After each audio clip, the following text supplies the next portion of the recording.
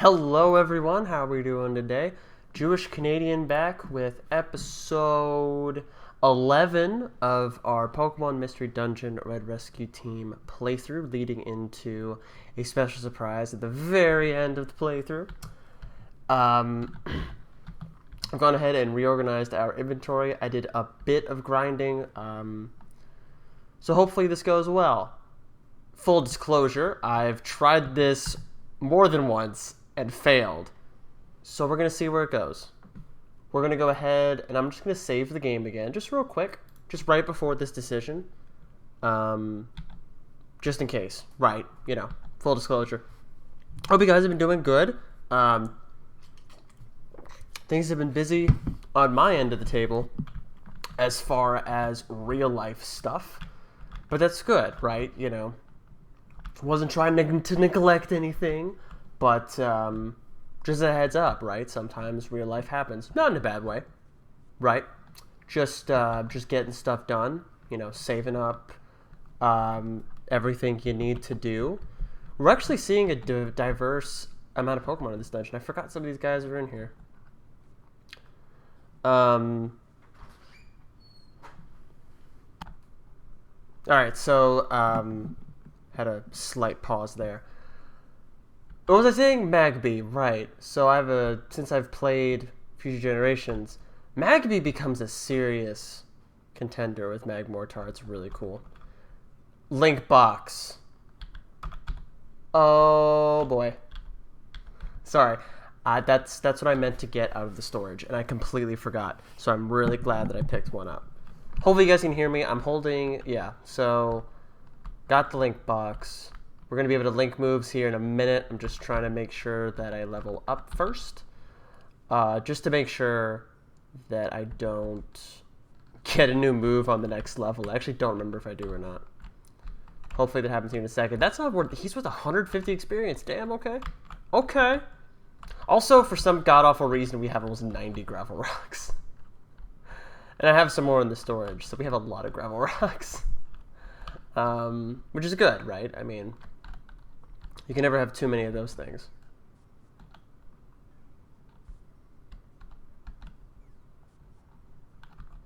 I believe if I use Ember, he's one of the Pokemon that gets healed from it.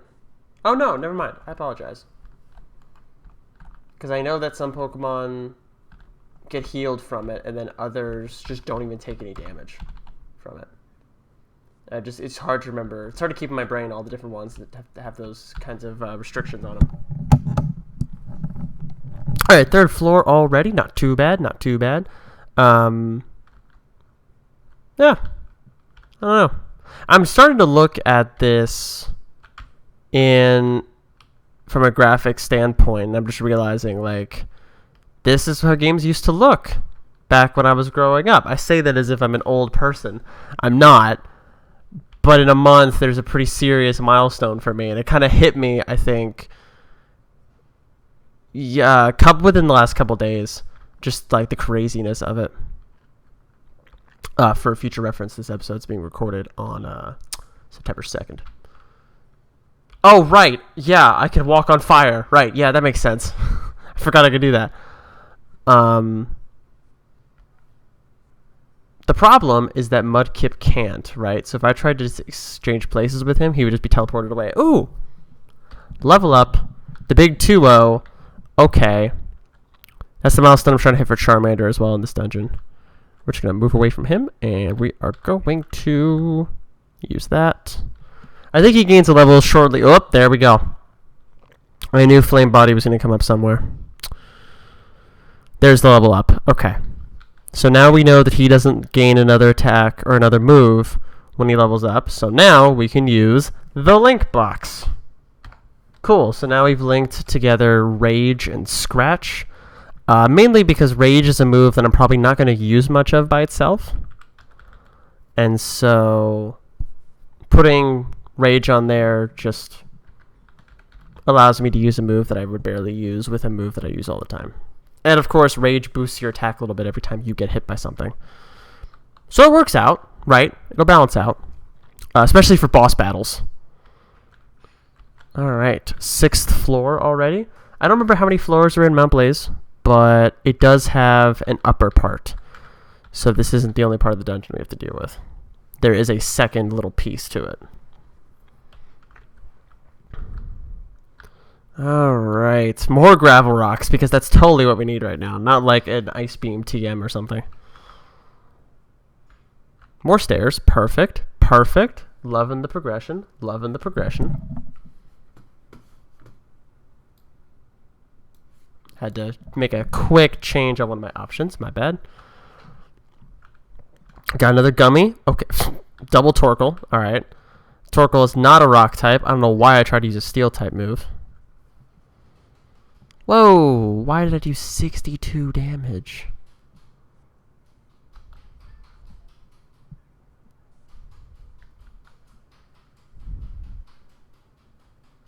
Okay, well, this battle's going great. Okay, hopefully when that whiffer status wears off, there we go. The best part is those increases to attack stay.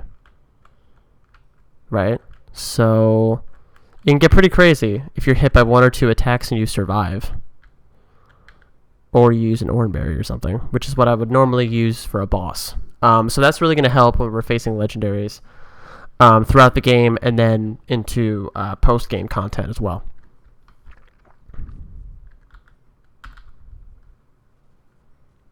Alright, not bad. Cool. Another Torkoal down. Keep on progressing. Oh, that's a dead end. No, Torkoal. We're fighting it out right now. You and me on the lava lake. Right here. Right now. Okay, well. That went well. Like, he just immediately made it so I couldn't hit him. And I was like, well, this battle's over. Curse, another move that really just got warped in this game. Curse in the original Pokemon games worked out decently well, especially with Pokemon like Ninjask used it or something. But in this game, it just slows you down even more than regularly. Yeah, so some moves kind of faced that particular issue when they got warped over to this game. Alright, where does this hallway even go? Wonder tiles. Yeah. Don't want to deal with those. Another Torkoal! Torkoal's a weird Pokemon because, like, it doesn't evolve at all. And I believe for Pokemon Go, correct me if I'm wrong, it was a regional. Number was okay. I'm taking a shortcut. Sorry, Mudkip, you're getting left behind. I'm running across the sea. I'm crossing the Red Sea. You know, just to bring the content of this channel full circle.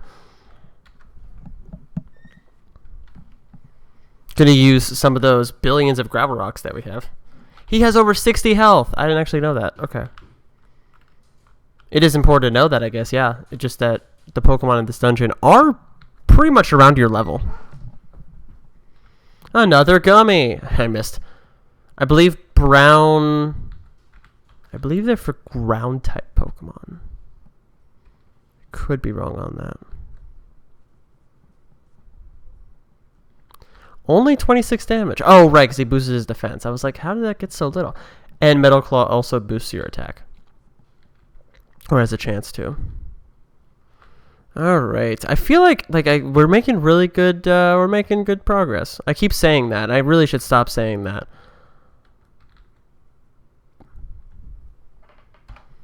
All right. So 11th floor. Let's see. We got a couple things going. Another Slugma. Dang it. I realize Slugma is one of the Pokemon that knows a rock type move. So that could be a really bad situation for Charmander if he gets surrounded by them. Yeah, because for some reason fire types are weak to rock types. I really shouldn't do what I just did, but I'm gonna leave him behind again and try to find the stairs quicker. Did not work. That did not work at all. That actually went really badly.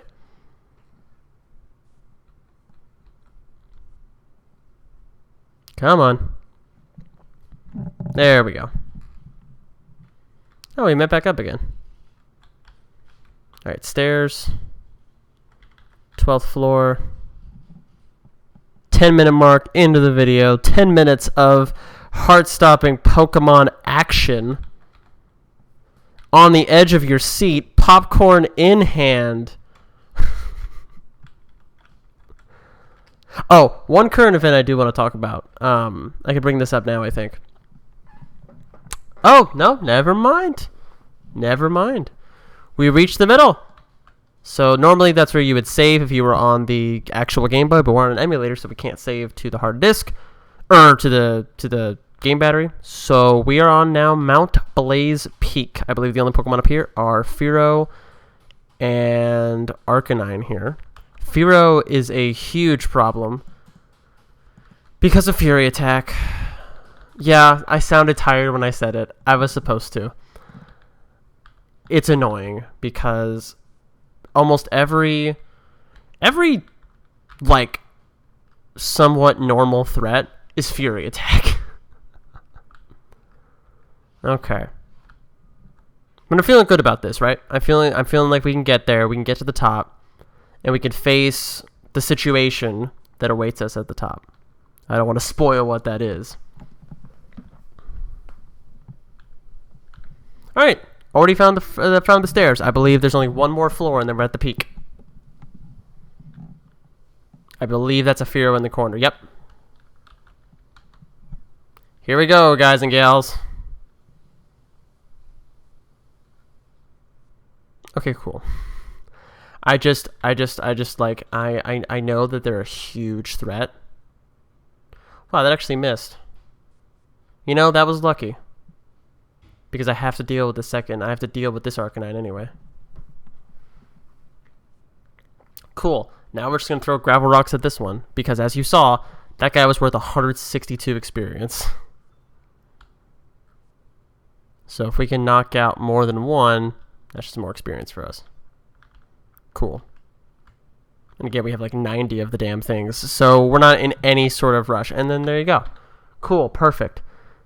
I think we're at the peak. Yes. I like the idea that lava just like explodes vertically out of the volcano, or I guess the mountain. Also, those little corners look like eyes. Like right there and then right there. It's kind of interesting. And it kind of looks like this is a mouth, so it's like a face. That actually comes back to... I'm ignoring the dialogue in the thing, but that comes back to a human sort of trait that we have, where we just see faces in things even when faces aren't there. There's your random fact of the day there. Ah, yes. A Mudkip and a Charmander would cause an entire mountain to wither in pain. Also, how does a mountain wither in pain? I want to ask you that. If the mountain can wither in pain, I have some serious questions for Minecraft. It's Moltres. Actually, hold on. Are you the Warrior of Fire? Because we've got multiple legendary fire types. Whatever. That point probably doesn't help the situation at all. Okay. So we're now facing Moltres. Kind of finally, right? I mean, we're going to do the whole thing where we switch the moves again. Just to sort of make sure that he's fighting on a slightly disadvantaged part. Throw the gravel rock just to do 20 damage. Mudkip chooses to not do anything, so, you know, that's cool. We're going to make sure he's only using Mud Slap and Water Gun. Let's go. Let's do this. Hopefully it goes well. I think it will. I think this should be fine. So we're getting the accuracy down. That's a very important part of this. Because if he can't hit us, we don't die. We're getting some serious damage in too. There we go. I forgot about agility. Okay, one Reviver Seed gone. So we have another one.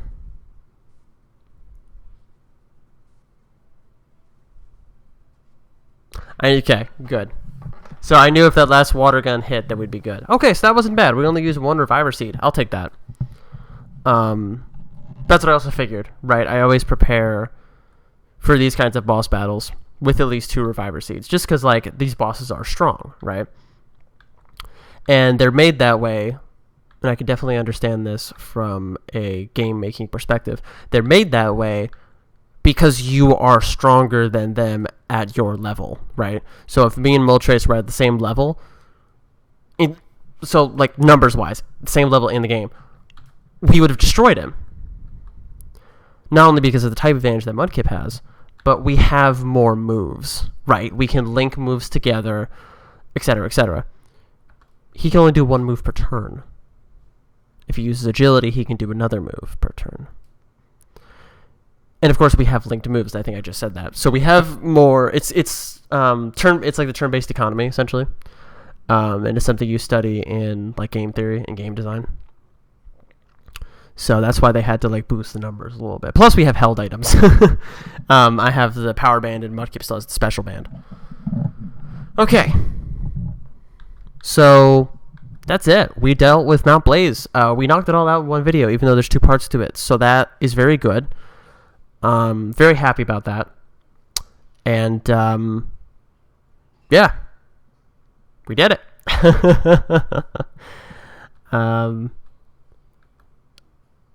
I'm glad we were able to do that. That was a good experience. So we're level 20. We're progressing away from Mount Blaze, and it's a good time, right? This is another one of those parts where one of my favorite tunes from the game plays again. I'll link it in the description of one of these videos directly, so you guys can go listen to it. But I don't know. Every once in a while, I would just sit there and just listen to it. This was before everything was uploaded to YouTube, right? This was really before YouTube was a thing. Like, I know that a lot of the younger generation watching this, so when I say younger generation, I mean people just below me, it's a little hard to imagine the world without like the internet and YouTube that it is now. But when I was first playing this game, I don't think I was on YouTube then. I think I got to YouTube about 2009, 2010. I believe this game was for slightly before that. Sorry, it's just like when I listen to this, I just get very, I just kind of, what's the word? Nostalgic. Yeah, I just get very nostalgic when I hear this. Yeah, Alakazam's team would absolutely be able to crush everything we've done so far. Do not kid yourself one bit.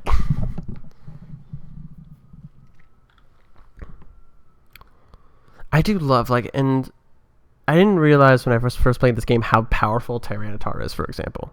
Because I never experienced him in a trainer game. He is a monster. Like, of course, he has the stereotype of being a monster, and he's also like a pocket monster. I get that. But in battles, right? Like in Pokemon Go, for example, he was the go-to for anything weak to Rock or Dark type moves at all. The only thing that could really beat him was Machamp, because it had a 4 times super effectiveness against Tyranitar being Rock and Dark. So, yeah, we went north, through swamps and scaled frozen cliffs. It is really crazy, right? Imagine if the game had been designed to play out through all of that. Imagine if we had gone through swamps, cliffs, all that stuff. It's really weird to think about, right? And yeah, so it's interesting because he says that, and then immediately, look who it is! Very interesting Pokemon. Very interesting Pokemon to just throw into the middle of this. I'm not going to spoil what Pokemon that was, but once we play through and figure out what it actually is, it makes perfect sense. And the irony makes perfect sense. But the character does touch on how pretty the snow looks, and just kind of how deadly it looks because of that, right? It's kind of the human sort of idea around that as well. So that brings us to the end of this part of our Let's Play, or series of Pokemon Master Dungeon Rescue Team. Thank you guys for watching as always, and we'll see you in the next one.